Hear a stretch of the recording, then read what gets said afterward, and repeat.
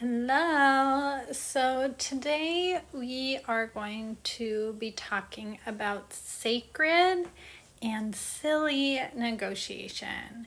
And I definitely want you to pay attention for sure if you're socialized as a woman because of your socialization. Women's magazines, when they talk about money, they only talk about scrimping, saving, couponing, borrowing money from your parents, whereas men's magazines will talk about negotiation, investment, that kind of thing.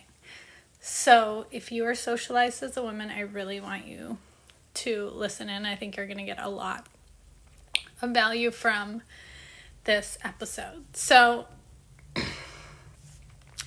here's the thing. I love couponing and sales, and I love it when I find a good deal and I share that bargain with a friend of mine.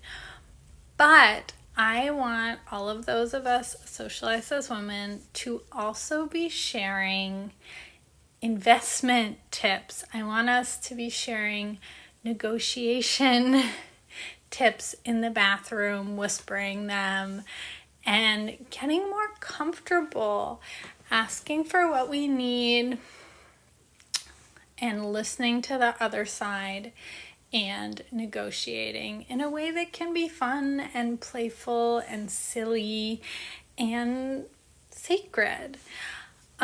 Chris Voss has a book called Never Split the Difference, and Chris Voss used to be an FBI hostage negotiator, so he definitely knows a lot about negotiation. And one of the things that Chris Voss advocates for is never split the difference. And when I first read the book or heard about the book, I was like, who cares? Like, why don't we split the difference? Like, that seems like a simple way to get through a lot of negotiations. It seems like it would be effective and a healthy way to get through things. But what I've realized since I've started playing around with negotiating more is that when you split the difference, you shut down creativity. You shut down sometimes the sacred flow of what's meant to happen, and you don't always end up with the most ideal deal for everyone. It's just a boring deal. So an example of this is on the weekend I was with my partner, and normally our Sunday routine is we both go to Kensington Market together. We grocery shop for a big Sunday dinner together. We cook dinner together. We do the dishes together. And yesterday I was feeling a little bit under the weather. I wasn't feeling the best. And I said, hey, do you mind doing the grocery shopping by yourself? And he said, sure, no problem. And he did the grocery shopping by himself. And then I decided, because I had more energy in the evening, to do all the dishes by myself. So we, instead of doing everything together and splitting the difference, doing all of the labor 50-50, grocery shopping 50-50 on that day, because I had less energy, he did all of the grocery shopping and I did all of the dishes. And so I didn't have to walk all the way to Kensington and the grocery store. And it ended up a better situation for both of us, because of course he loves to have a day off of doing the dishes. And I was really grateful that I didn't have to go out in the cold and get bundled up on a day where I wasn't feeling that well. So there's a magic that can happen when you don't split the difference. There's a magic that can happen when you ask for exactly what you need and you're open to hearing exactly what the other person needs, and you try to find this place in the middle And sometimes you come up with ideas that you never would have come up with because, like, sometimes there's a third way. So I think it should go this way, he thinks it should go this way, but that might spark a third idea that works for both of us. So I think there is a sacredness to not splitting the difference, to taking a stand and asking for what you need and trying to really listen deeply to what the other person needs and seeing where there might be a place where both of you can get your needs met. So one of the tactics that Chris Voss recommends is what he calls the "that's right." So when you're negotiating with another person, you really want to try to listen deeply and understand their point of view. He sometimes calls it tactical empathy. And when you're doing this, you want to repeat back to them their point of view. It doesn't mean that you agree with it, and you don't have to agree with it. But you would say something like, okay, what I'm hearing you say is that this price doesn't work for you, or this situation doesn't work for you for these 3 reasons, or these are your biggest concerns with this deal. And you're not saying, they might have a very different point of view than you do. And you don't have to say, I agree with them, but you want to hear them. And he says the magic words are "that's right." So if you can summarize their perspective in a way that they say, "That's right. Yes, those are my concerns. That's why I don't think this deal is going to work." You're building trust. You're building empathy. And sometimes you can start to show them how an idea that you have is going to address their concerns, or their concerns might not be relevant to this idea, which might be, right, like the traditional negotiation is a price, but we're always negotiating. We're negotiating our time and our energy. And, like I live in Toronto, and when I meet up with my friends, we're always negotiating which cafe do we meet at, or which restaurant do we meet at? Whose house is it closer to? Do we both like the food if it's a restaurant? Do we both agree with the price point if it's a restaurant? And so you're always in a negotiation with everyone around you. And it really, learning to make negotiation a playful practice, but also a sacred practice, for me has really improved my quality of life. Because I think before I took this on as something that was really important to me, I wouldn't ask for what I needed unless it was a huge deal breaker. But in those times where it's like, hey, another example is I had a meeting with a colleague, and we were supposed to meet on Zoom, and I had been on the computer all day and I was feeling Zoom fatigue. And so I said, hey, could we do this as a phone call so I can get out, I can go for a walk, we can connect on the phone. And the other person said, that's great. I have Zoom fatigue too. I'm tired of being on my computer too. I would love to do this as a phone call as opposed to a Zoom call. So that's another example of where me asking for what I wanted was actually better for both of us. It wasn't just better for me. In that case, she was delighted to do a phone call, and because we were both in this position of being on screens a lot. So learning and practicing negotiation skills can really improve your quality of life. And if this is new to you, I would just suggest a couple of small things.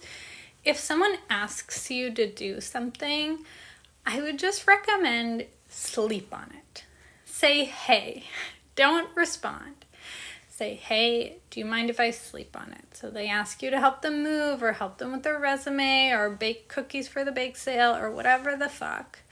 Just say, do you mind if I sleep on it? That's a way to just slow down if you are a people pleaser, which I totally am, a recovering people pleaser, to slow down that urge to immediately say yes, right? My urge is to renege on what I want or not even consider my needs immediately.